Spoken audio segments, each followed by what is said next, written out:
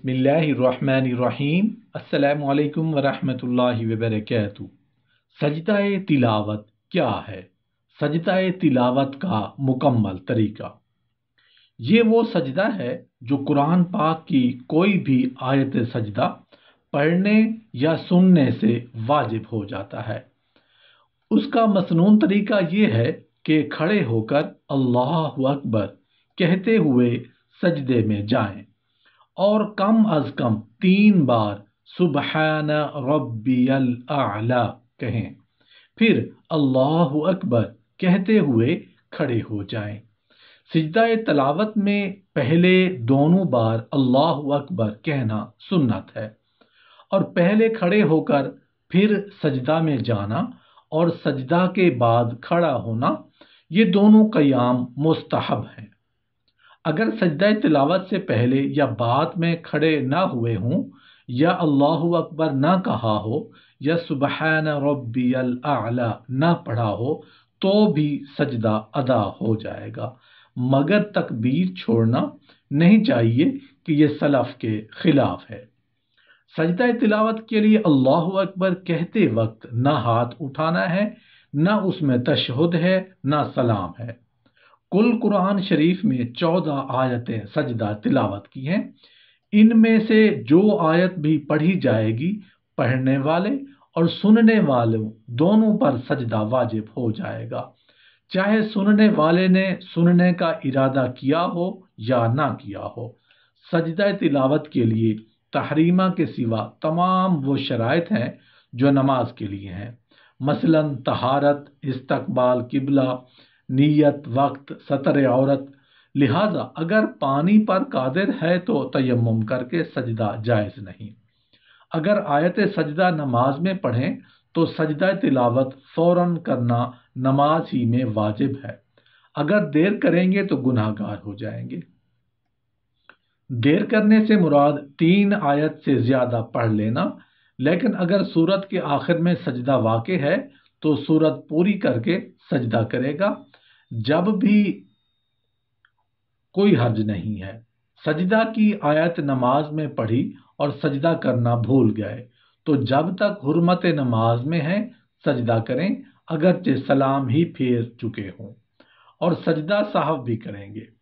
نماز میں آیت سجدہ پڑھی تو اس کا سجدہ نماز ہی میں واجب ہے، نماز کے باہر نہیں ہو سکتا۔ اگر قصدن نہیں کیا تو گناہ گار ہوا، توبہ لازم ہوگی، جب تک کہ آیت سجدہ کے بعد فوراً رکوع اور سجود نہ کیا ہو۔ سجدہ تلاوت کی نیت میں یہ شرط نہیں کہ فلاں آیت کا سجدہ ہے، بلکہ مطلقاً تلاوت کی نیت کافی ہوگی۔ جو چیزیں نماز کو فاسد کرتی ہیں ان سے سجدہ تلاوت بھی فاسد ہو جائے گا، جیسے حدث، عمد و کلام، کہے۔ سجدہ واجب ہونے کے لیے پوری آیت پڑھنا ضروری نہیں، بلکہ وہ لفظ جس میں سجدہ کا مادہ یعنی معنی پائے جاتے ہوں اور وہ اس کے ساتھ قبل یا بعد کا کوئی لفظ ملا کر پڑھنا کافی ہے۔ آیت سجدہ کی ہجے کرنے یا ہجے سننے سے سجدہ واجب نہیں ہوگا۔ آیت سجدہ کا ترجمہ پڑھا تو پڑھنے والے اور سننے والے دونوں پر سجدہ واجب ہو گیا، چاہے سننے والے نے یہ سمجھا ہو یا نہ سمجھا ہو کہ یہ آیت سجدہ کا ترجمہ ہے۔ البتہ یہ ضرور ہے کہ اسے نہ معلوم ہو تو بتا دیا گیا ہو کہ یہ آیت سجدہ کا ترجمہ تھا، اور اگر آیت پڑھی گئی ہو تو اس کی ضرورت نہیں کہ سننے والے کو آیت سجدہ ہونا بتایا گیا ہو۔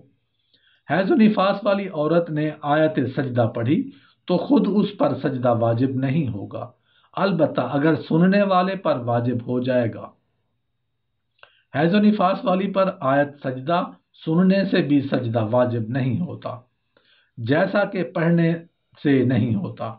جنب نے یا بے وضو نے آیت سجدہ پڑھی یا سنی تو سجدہ واجب ہے، نابالغ نے آیت سجدہ پڑھی تو سننے والے پر سجدہ واجب ہے، نابالغ پر نہیں ہوگا۔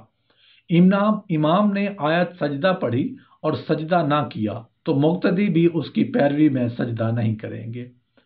اگر آیت سنی ہو جس وقت آیت سجدہ پڑھی گئی ہو، اگر اس وقت کسی وجہ سے سجدہ نہ کر سکے تو پڑھنے والے اور سننے والے کو یہ کہہ لینا مستحب ہے۔ پوری سورت پڑھنا اور سجدے کی آیت کو چھوڑ دینا مکروہ تحریمی ہے۔ ایک مسجد میں سجدہ کیا، ایک آیت کو بار بار پڑھا یا سنا تو ایک ہی سجدہ واجب ہوگا، اگرچہ چند آدمیوں سے سنا ہو۔ یوں ہی اگر ایک آیت پڑھی اور وہی آیت دوسرے سے بھی سنی، ایک ہی سجدہ واجب ہوگا۔ اگر سننے والے سجدے کے لیے آمادہ ہوں اور سجدہ ان پر بار نہ ہو، یعنی مشکل نہ ہو، تو آیت سجدہ زور سے پڑھنا بہتر ہے، ورنہ آہستہ پڑھیں، اور اگر سننے والوں کا حال معلوم نہیں کہ وہ آمادہ ہیں یا نہیں، جب بھی آہستہ پڑھنا بہتر ہے۔ مرض کی حالت میں اشارہ سے بھی سجدہ ادا ہو جائے گا، یوں ہی سفر میں سواری پر اشارہ سے سجدہ ہو جائے گا۔ سجدہ شکر کیا ہوتا ہے؟ اس کا طریقہ یہ وہی ہے جو سجدہ تلاوت کا ہے۔ اولاد پیدا ہوئی یا مال پایا یا کوئی کھوئی ہوئی چیز مل گئی یا بیمار نے تندرستی پائی یا مسافر واپس آیا یا کوئی نعمت ملی تو سجدہ شکر کرنا مستحب